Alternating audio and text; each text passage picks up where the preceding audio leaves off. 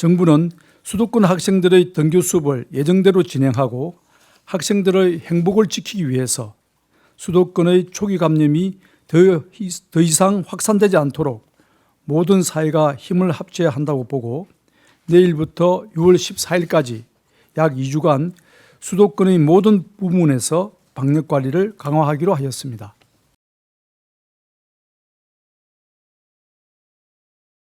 정부와 수도권 지자체가 협력하여 역학조사를 신속하게 실시하고 추적하고 있으나 앞으로 1, 2주의 기간이 수도권 감염 확산을 막는 데 중요한 고비가 될 수 있다고 판단하고 있습니다.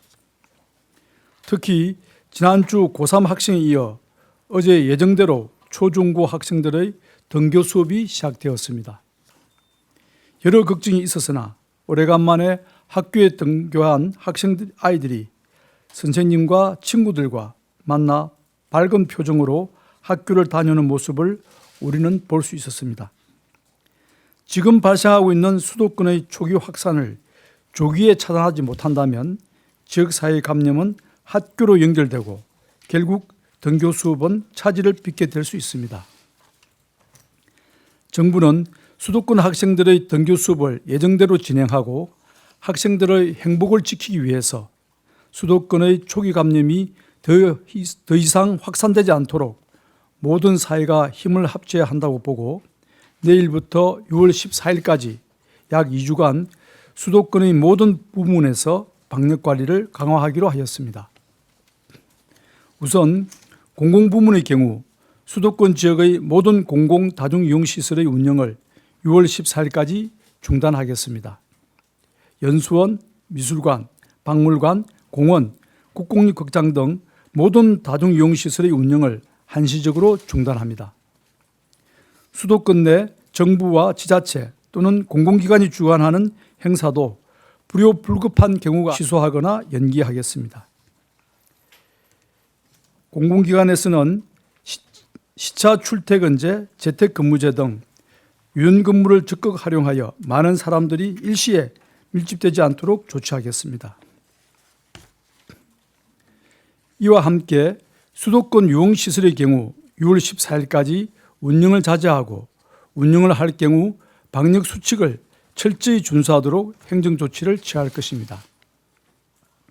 또한 학생들의 이용이 많은 학원과 PC방에 대해서도 이용 자제를 권고하고 방역수칙을 엄격히 준수하도록 행정조치를 취할 것입니다. 수도권 지자체에서 내린 유흥시설에 대한 집합금지 조치도 정부의 행정조치에 따라 연장될 수 있습니다. 수도권의 주민 여러분께도 협조를 당부드립니다.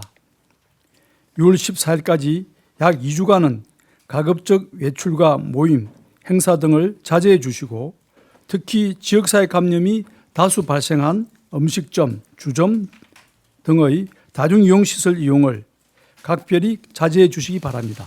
수도권의 감염이 확산되는 것을 막기 위해서는 지금부터 약 2주간의 시간이 매우 중요합니다. 지금 확산세를 막지 못하고 유행이 계속 커진다면 사회적 거리두기로 돌아갈 수밖에 없습니다. 어렵게 시작한 우리 아이들의 등교도 차질을 빚게 될 것이며 친구들과 선생님을 만난 기쁨도 사라지게 될 것입니다. 우리 아이들이 학교 생활을 계속 지속하기 위해서는 어른들의 노력과 헌신이 필요합니다. 수도권의 기업인, 자영업자, 종교인 등 주민 여러분 모두 각자의 자리에서 협조해 주시길 부탁드립니다. 총선 때 우리 국민들께서 보여주셨던 저력을 전 세계에서 주목했던 성숙한 시민의식을 다시 한번 발휘해 주시기를 부탁드립니다. 정부도 최선의 노력을 다해 역학조사와 방역관리에 만전을 기하도록 하겠습니다. 네, 오늘 발표된 대책은 수도권에 한정된 이야기입니다. 앞서 간단히 보고 말씀을 드렸듯이 현재 발생하고 있는 신규 확진자들은 80% 이상이 지금 수도권에서 발생을 하고 있습니다. 그래서 수도권에 한정해서 좀 더 추가적인 거리두기에 대해서 발표를 드렸고 조치를 발표를 했습니다. 그러나 우리가 지금까지 설정해왔던 거리두기를 3단계로 나눈다면 가장 낮은 단계가 생활소의 거리두기이고, 그리고 조금 중간 단계가 사회적 거리두기이고, 그 위의 단계가 3단계에 해당되는 것은 강화된 사회적 거리두기입니다. 지금 현재는 생활소 거리두기인데 수도권에 대해서도 여전히 생활소 거리두기는 유지를 하고 있습니다.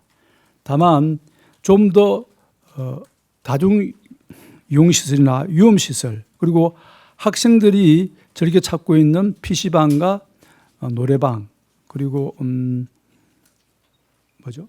학원, 이 세 가지 시설에 대해서, 특히 학원과 PC방 그리고 노래방에 대해서는 이용을 좀 자제해 줄 것을 강력히 권고하는 그런 조치가 오늘 추가되었습니다. 다시 말씀드리면 현재 우리가 취하고 있는, 정부에서 취하고 있는 생활소 거리두기는 여전히 유지를 하면서 수도권에 한해서 좀 더 다중이용시설들을 이용을 자제해 줄 것을 권고하는 그런 사항입니다. 만약 이 사항이 지금 질문하신 것 중에서 좀 더 상황이 악화되어서 더 많은 신규 확진자 발생한다거나 감염이 전파될 경우에 그때는 부득이하게 사회적 거리두기로 다시 환원을 할 수도 있습니다만은 저희들은 그런 상황이 오지 않도록 최선을 다해서 방역에 힘쓰도록 하겠습니다. 사회적 거리두기가 완전히 이제 전환이 되려고 이제 하려고 하면 좀 여러 가지 이제 종합적인 상황 판단이 필요합니다. 좀 시간이 좀 더 필요한 부분이고요. 하지만은 그럼에도 불구하고 수도권을 중심으로 해서 좀 원인을 알 수 없는 감염들이 좀 계속해서 나타나고, 이렇게 해서 생활소 거리두기의 기간 동안이긴 하지만 지금 좀 더 선제적으로 그 위험도를 낮추기 위한 노력들이 필요하다. 라고 해서 저희가 사회적 거리두기로는 아니지만은 생활소 거리두기 과정에서 사회적 거리두기에 준하는 그런 조치들을 저희가 부분적으로 이제 적용을 했다라는 거고요. 또한 이제 사회적 거리두기의 가장 또 대표적인 요소 중에 하나가 이제 학교 등교를 이제 중지를 하는 거였습니다. 그래서 그 학교 등교 부분들이 아직까지는 저희가 학교를 이제 문을 닫을 그런 이제 사항들은 아직까지 아니지만은 지역사회의 어떤 위험도를 이제 낮추지 않으면 등교 중지를 할 가능성들이 이제 위험도가 높아진다라고 이제 판단했고, 그러한 측면에서 좀 선제적으로 생활소 거리두기 중에서 방역 조치를 강화할 수 있는 부분들에 조금 타겟을 맞춰서 지금 조치를 취했다라고 그렇게 좀 이해를 해주시면 되겠습니다. 예전에 사회적 거리두기에서도 예를 들면 저희가 그 당시에 유흥시설이나 이런 부분에 대해서는 운영 자제를 요청하면서 행정명령으로 불가피하게 운영할 때는 수칙을 반드시 준수해야 된다는 행정명령을 발동했고, 지금 저희가 발동한다라고 하는 학원과 PC방 등에 대해서 발동한다는 것도 그때 당시와 동일 수준의 행정명령입니다. 그래서 그때가 더 강했고 지금이 약화되는 게 아니고 그때와 지금이 동일한 성격의 동일한 명령이 발동된다는 것을 좀 부연해서 설명드립니다.